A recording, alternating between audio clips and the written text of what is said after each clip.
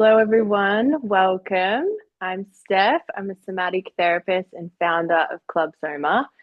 And I'm here with Anthea to talk to you today about desire, the importance of desire, why this matters so deeply in society and how we operate in our culture, and what happens when we avoid or ignore or put our desires aside and continually compromise and sacrifice ourselves.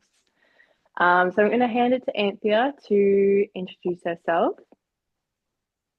Hey everyone, I'm Anthea Balfour and I am a business mentor and consultant, but my background is in somatic sexology and psychotherapy and have been working with women, um, really connecting them to their body, connecting them to their desires, for the best part of almost 2 decades. And what I've learned in that time, working with women in business, in money, in their sexual desires, wants, needs, limitations, power, leadership. I've worked with women all walks of life, all across the board, and the one thing that comes up more often than not is, what do I really want? Like, what do I want? And that's the question that so many women often get so confronted by and find resistance in, because rarely do they get asked that question sincerely, and where their truth of their desire actually matters to the person asking.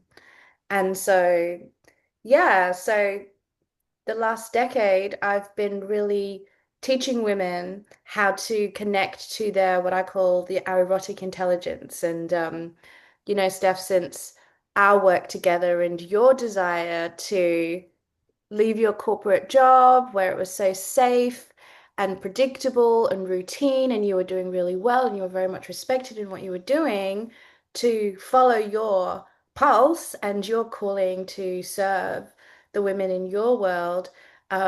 I've seen how much you following your desire has not only changed you on a personal level, but how much it's changed your life, your leadership, and your relationship to desire. So I'd love for you to share that journey. Like, what does it feel to live in your body?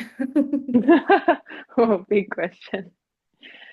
Oh, yeah. I feel like before starting Club Soma, before becoming a somatic therapist, as you said, I was working in corporate. I worked in human resources, did really well, worked my way up, and was in that for the better part of 7 years. And continually always felt this inner pull. There was something inside me that I couldn't ignore, I couldn't push down, I couldn't quiet, that just got louder and louder and louder every single year.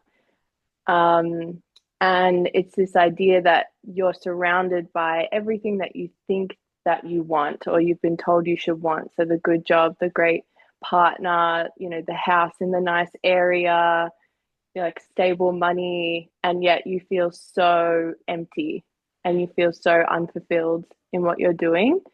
And it wasn't until my cousin passed away when the grief of that unfolded everything, and I couldn't ignore the desire or the pull anymore. And now it's really my life's journey, my life's work to help women do the same. And yeah, I've completely changed since following my desire, because beforehand it was do as you're told, want what people say you should want, what society tells you should want, you know, be a polite, palatable woman and go the path that is set out for you. Mm. And when you start to go off of that path and trail off of that path and follow your desire, it's you get so much aliveness in what you're doing. Aliveness is the only way I can describe it. Just remembering who you are, feeling absolutely everything, which can be intense as well at times. very intense to live in your body all the time. But I would take the intensity, the aliveness, feeling all the grief and sadness and needing to let things go in order to go after what I want. I would take that any day over living in autopilot and feeling like empty, lost, unfulfilled, and trying to pacify that with outside things like more money, holidays, food, partying, whatever it is. Mm. I would prefer to live a life where it's so much more in alignment with who I am than the opposite. Yeah, and I love, what you said regarding like with Sarah, like when she passed and you having to meet that grief also awakened you to what you desire. And that's something that happens so often is that we have to meet the contrast to what we're living and experiencing to actually give ourselves permission, maybe not even to claim what we desire yet, because sometimes a lot of women, because they've been living in the shadows of everybody else's wants, needs, expectation, and approval, they've never actually asked themselves, what do I want? Like what do I really want? And it is oftentimes when they've got everything and like you say, they feel empty inside, or it's a question of like, why is this not enough? Mm, Why am I not happy? And then the guilt, blame, and shame cycle comes in of like, I've got everything I've worked for. I've done everything I'm supposed to do. Why do I not feel fulfilled? And I think one of the most powerful lessons I've learned in understanding desire. First of all, desire is a deep-rooted nervous system. We call this the pleasure pathway or the dopaminergic pathway. Understanding that our desire as women is also a deeply biophysiological process in our body that alerts us, that awakens us, that guides us to and away from what is in alignment for us. Um, Honey, what kind of advice would you give to the women that are kind of sitting in that space of I've got everything, I should be happy, but I'm miserable? Like what do you feel that woman like needs to hear? mm. I feel they need to hear that I know it's scary. I know it's scary Mm, to leave something that's so comfortable, to leave a life that, yeah, is on the outside to everyone else really picture perfect. It's so scary to admit and meet that desire inside. Um, and then having no choice but to make change.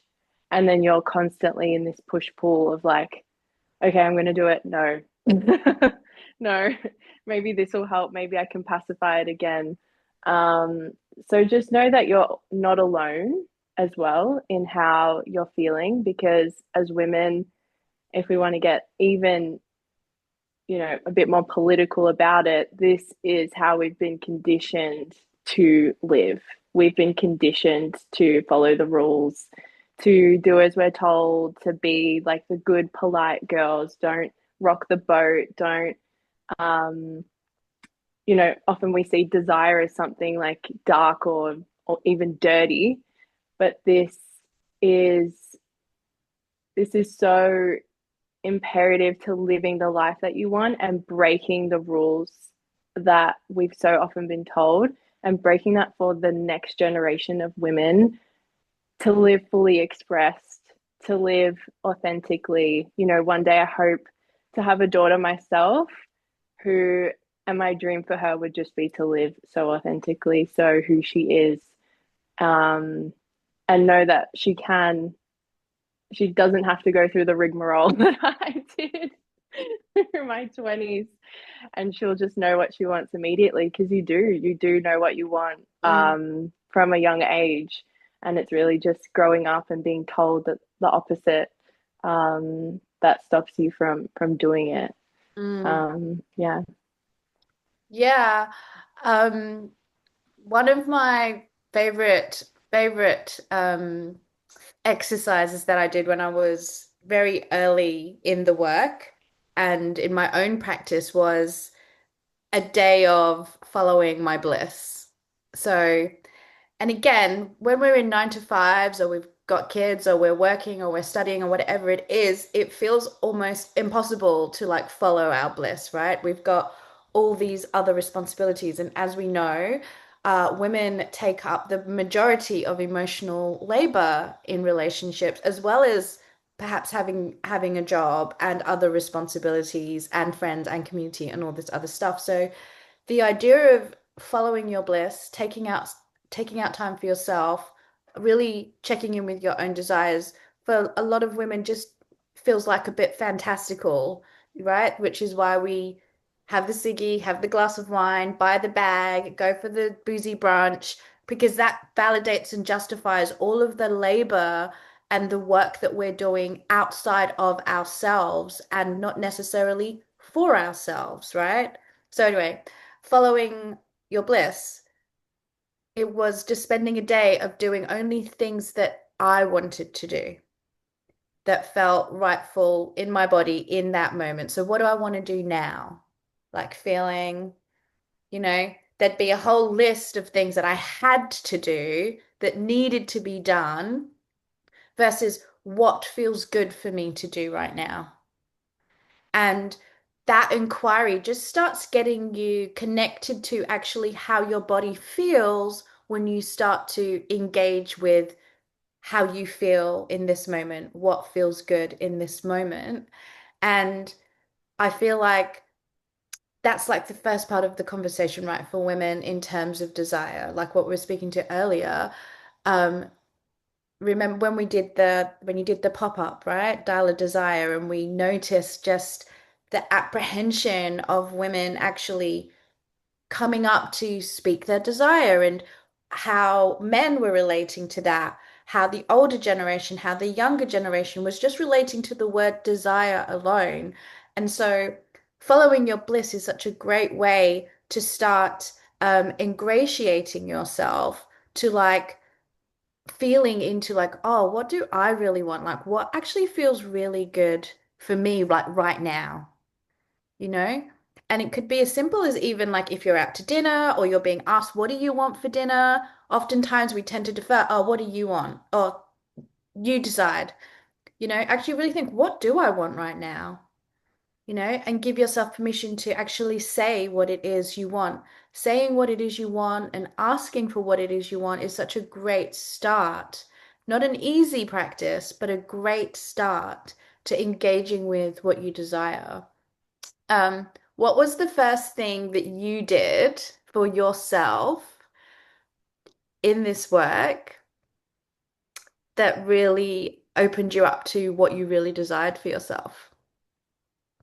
Oh, good question. A few years ago now. Um,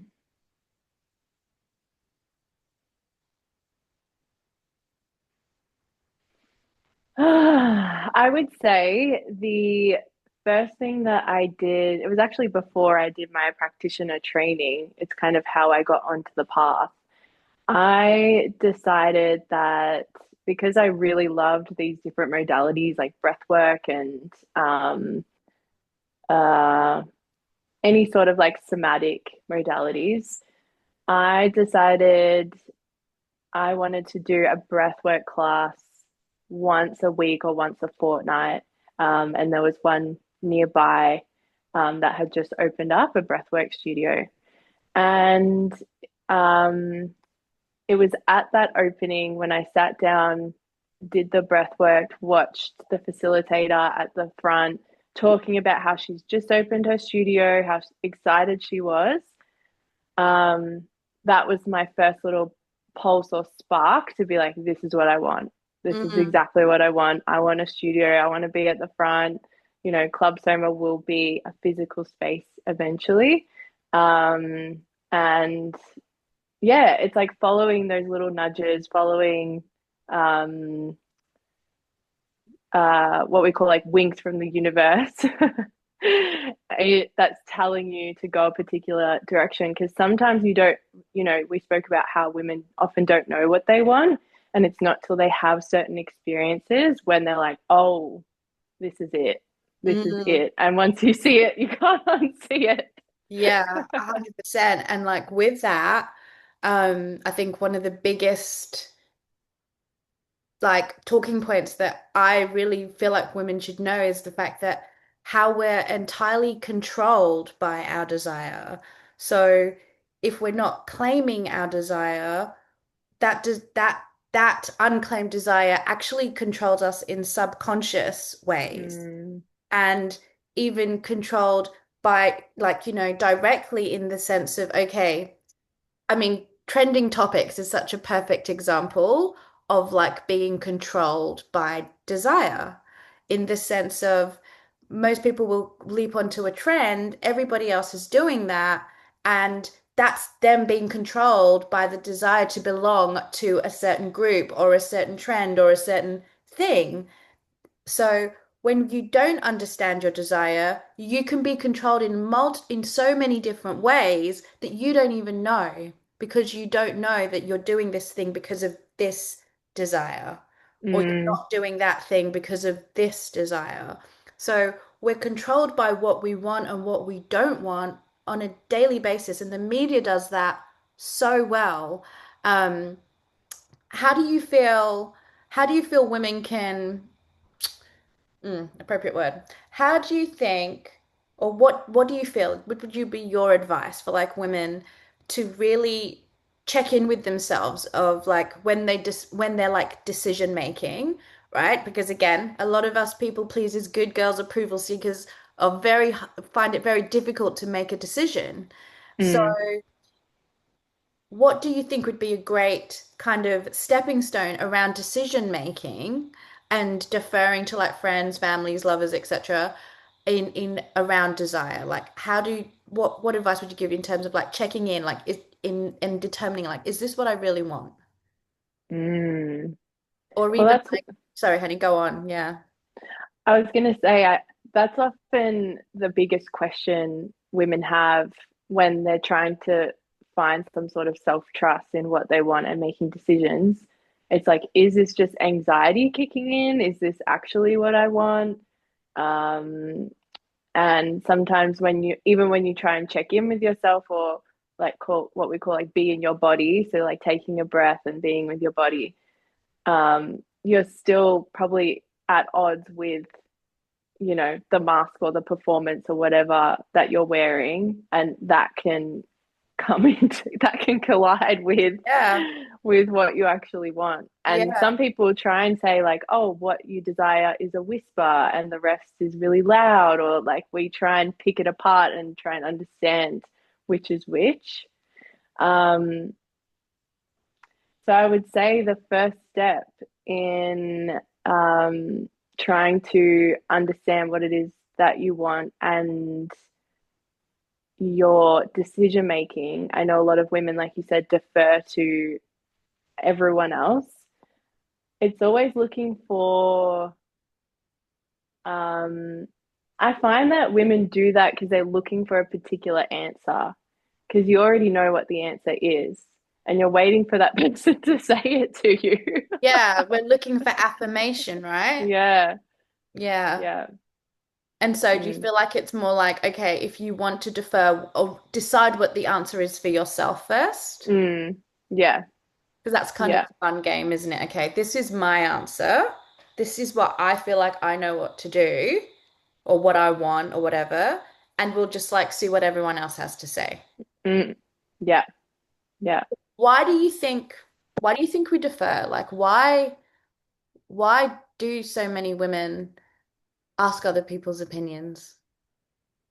Because again, we've been conditioned not to trust ourselves. We've been conditioned to hand over agency and authority of our bodies to others because, like you said, we're easier to control if we don't trust ourselves, if we don't follow what we want. So most of our work as, somatic therapists is coming back to your body, taking agency over your body and authority over your body and your life so that you can live the life that you want. And women like that break systems because it's very threatening to a system that requires us to be small, palatable, quiet, silent, not rock the boat. Mm. And when you start doing this work, that's when everything starts to open up. You start to have confidence in yourself and confidence in what you want, using your voice. Um, so yeah, that's what I would say with advice for women.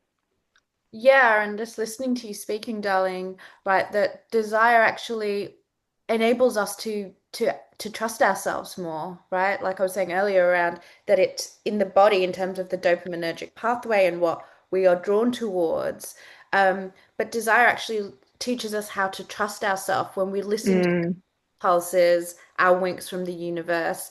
It's actually giving us a language to know, yeah, what we want, what we don't, and even where we want to go away from, what needs to go and what needs to stay. Like desire is for me, it's almost like I always say, right, desire is not a directive, but it's kind of like an alarm bell. You might desire something, you might want something. It doesn't mean you necessarily have to act upon it, but it's kind of like mm, a compass point or a green flag of like pay attention. Like when you're mm, desiring something, it's your body asking you to pay attention, right? Why do I want this? Why do I feel like this? Why do I keep thinking about this thing? Like you were saying, it was your desires and what you wanted to do. Like it just kind of was like tapping you on the shoulder all the time. It was something that in the end you just couldn't ignore.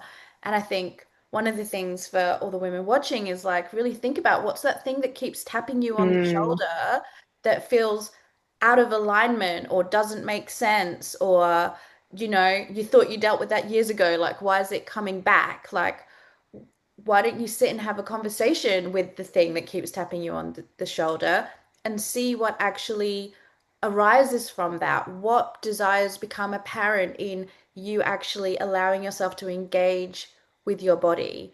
Honey, I loved what you said about the fact that, we're constantly and we've been conditioned to have like no authority and no agency or autonomy specifically over our physical bodies. mm, And one of the other things that come up with women, especially in terms of their confidence, is their sometimes conscious, but oftentimes unconscious desire to be desired. yeah. And this fear of if I'm not desirable enough as a woman, I can't get what I want. I can't get what I need. I can't do that thing. Again, body image is such a huge topic for women. And especially as we're moving through our 20s and our 30s and our body and our hormones and our psyche as women go through such immense changes between 20 and 30s. And then we've got these really explicit images of what beauty and desirability is supposed to look like. And that's obviously reinforced by what we're shown, right? What's your feeling to those women that are stuck in that loop of I've got to look a certain way, I've got to be a certain way, I've got to be desired in a certain way if I'm going to be successful, if I'm going to get the lover that I want, if I'm going to be the type of mother that I want, or get the job or build the business that I want, that I've got to look a certain way. This is so big for every woman that we have a certain archetype or standard that we have to live up to in order to, yeah, like you said, get the life that we think we Mm, want, the person that we think we want. And it's so devastating to see so many women who lack confidence in themselves mm, because they may not live up to this particular standard that we mm, have. Um, mm, I would say what I would want for these women is always to come back to your body. And this is always the first step, which can be, again, really scary, really terrifying to um, explore, be curious, understand something that you're deeply shameful of and Mm, been told to be shameful of. And mm, it's when you can start to even just bring in smaller practices. Obviously, like self pleasure is a great practice, mm, but even if you're not wanting to go that far, it's just like touch, bringing in touch and breath is the first step of mm, starting to find self love, and those practices can be deeply emotional as mm, well. Again, holding so much shame in our body, in the thing that we're walking around in mm, every single day. mm, Um, and that is why I'm creating these ritual kits that will be available this year. And that's what I've thought about when creating. It'll be an at-home kit, and it's taken about a year to come to fruition. But this will be such a great tool for these women to understand their body, their sensation, what comes up for them when they touch a certain part of their body or feel a certain part. What does this particular tool do for you?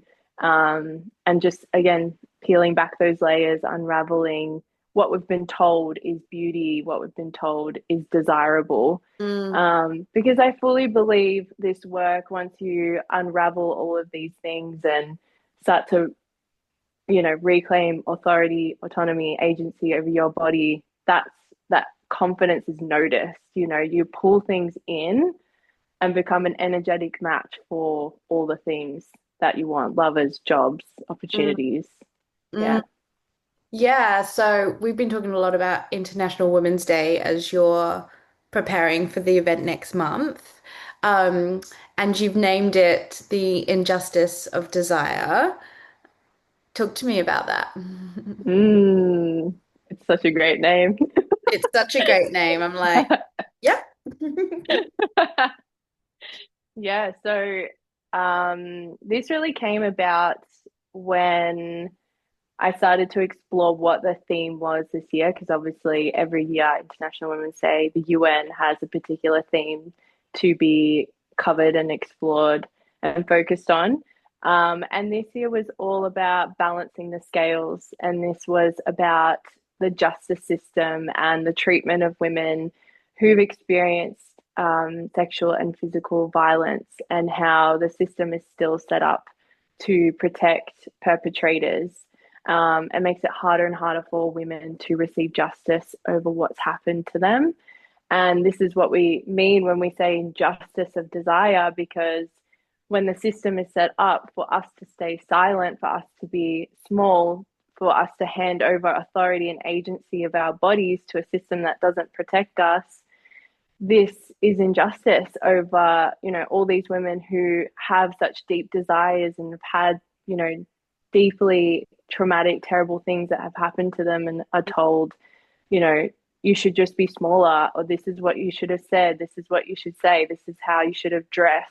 Mm, It's like all the responsibility goes on to the woman. And again, we're reiterating like that to be fully expressed, to be authentic is dangerous, to ourselves. mm, And again, that's very convenient, and keeps the system looping and going, and nothing changes if we don't start to reclaim agency over ourselves. yeah. Yeah, so that's the injustice of Mm. desire. And I'm just really hearing it in you, honey.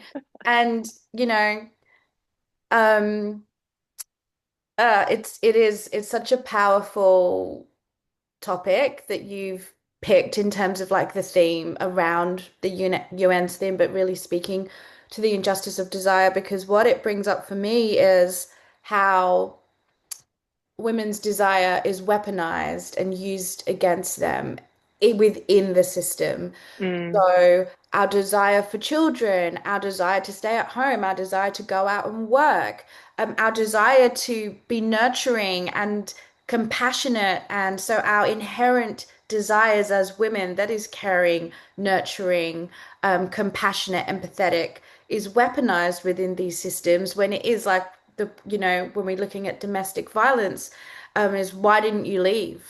Mm, So our inherent desires often get turned against us when we're looking at oppressive systems that are designed to basically keep us in line. mm, What I feel like, when I hear injustice of desire, what comes up for me again in that is how women have not been given, I don't even know if given's the right word, but perhaps where we haven't met within ourselves just what will happen, the liberation that will happen when we actually take back our pleasures, take back our desires. Even like there was a term that I used to hate, like the term guilty pleasure, right? These mm, little guilty pleasures that we have, again, where our desires have to be like relegated to the background into guilty pleasures, where we can't really be like fully expressed out in the open about this is what I want, and really understanding that when women are willing to be especially seen in their desires, so they're not relegated to the background, um, I feel like collectively,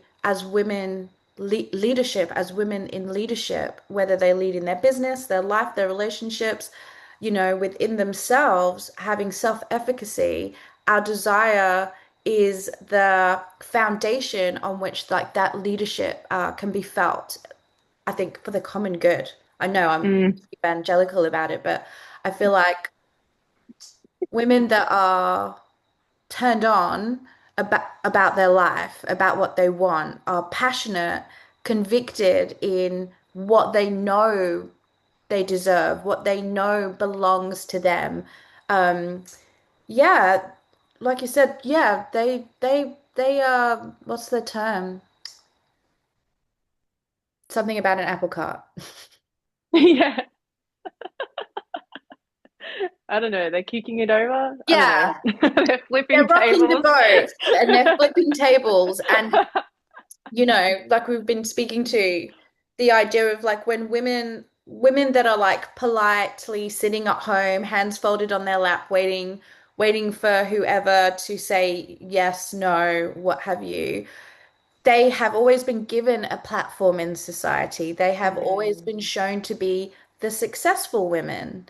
And mm, and again, like some women love that life. I really want to speak to the fact that some women, that is their deepest desire to be um the good girl, to archetypically to be that life, to be happy, to be led in that way. And for the woman that is living her best life in that way, like beautiful, power to you. power to you.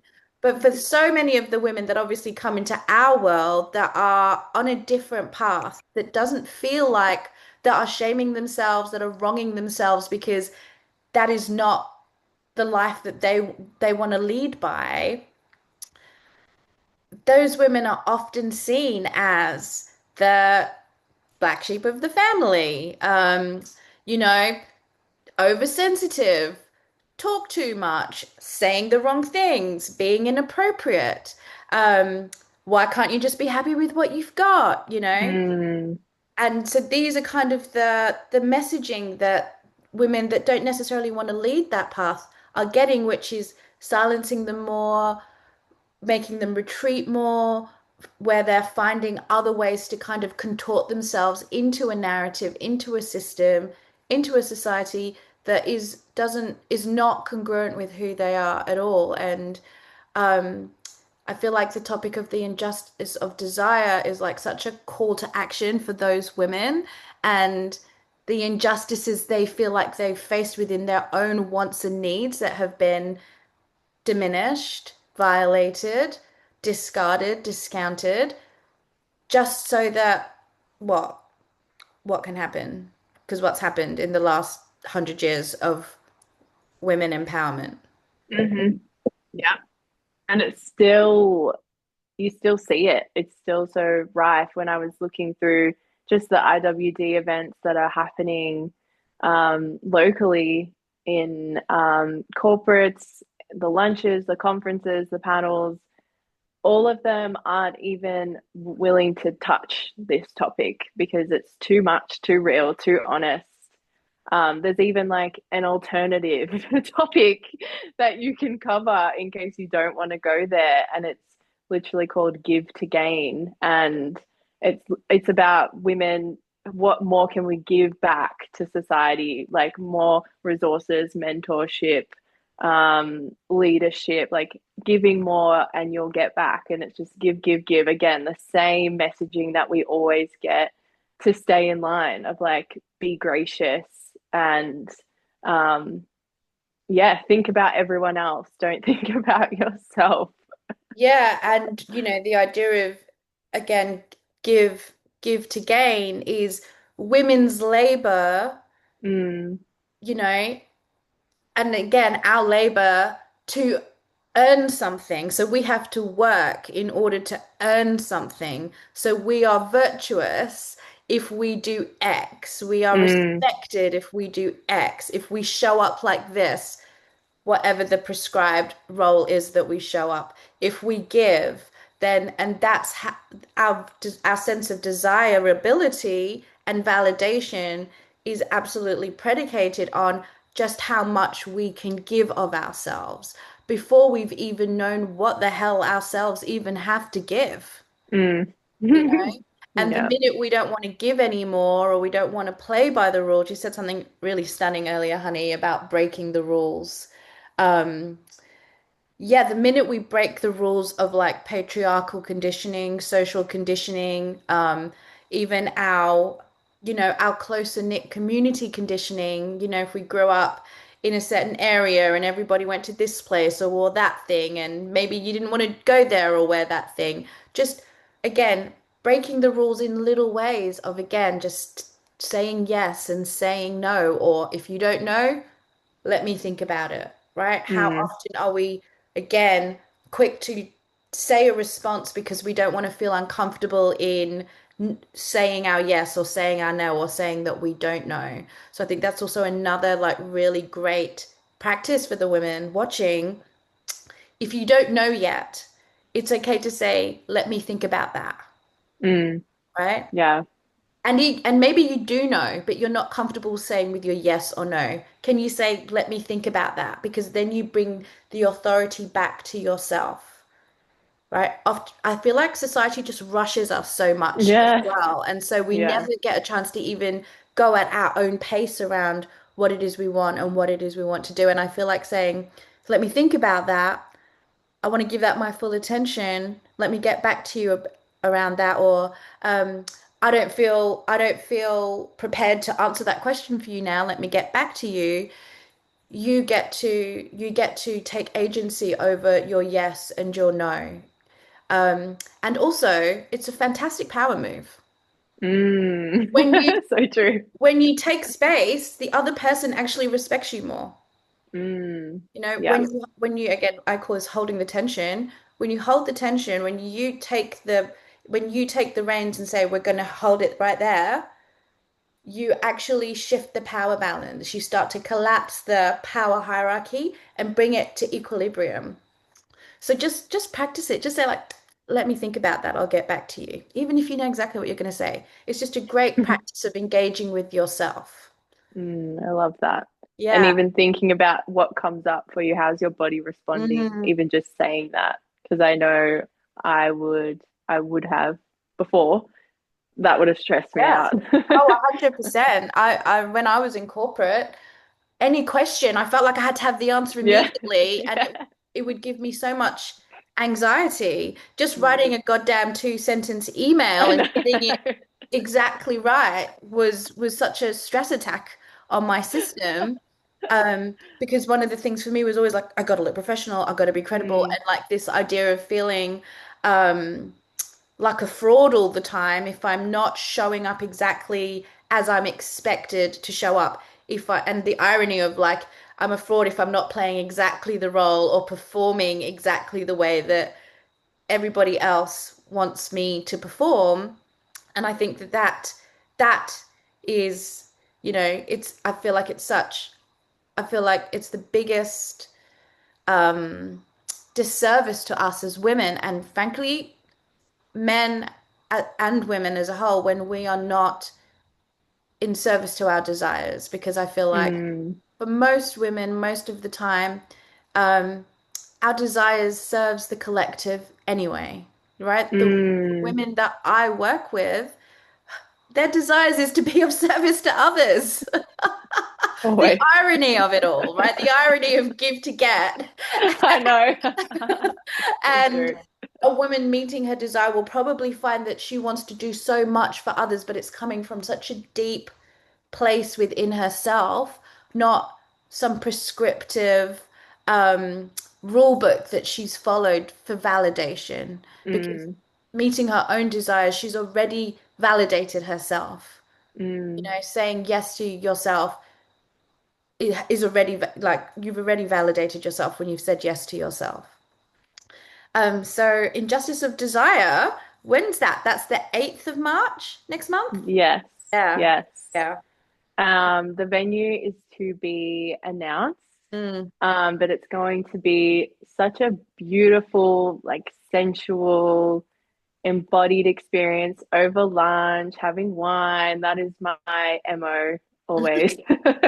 If we're going to talk about hard things, let's make it a nice Yeah. experience. Yeah, absolutely. Absolutely. A must. A must. I'm excited. I'm And excited. yeah, it's going to be, um, we're going to reconnect back to our desires, to our pleasures, to what we want.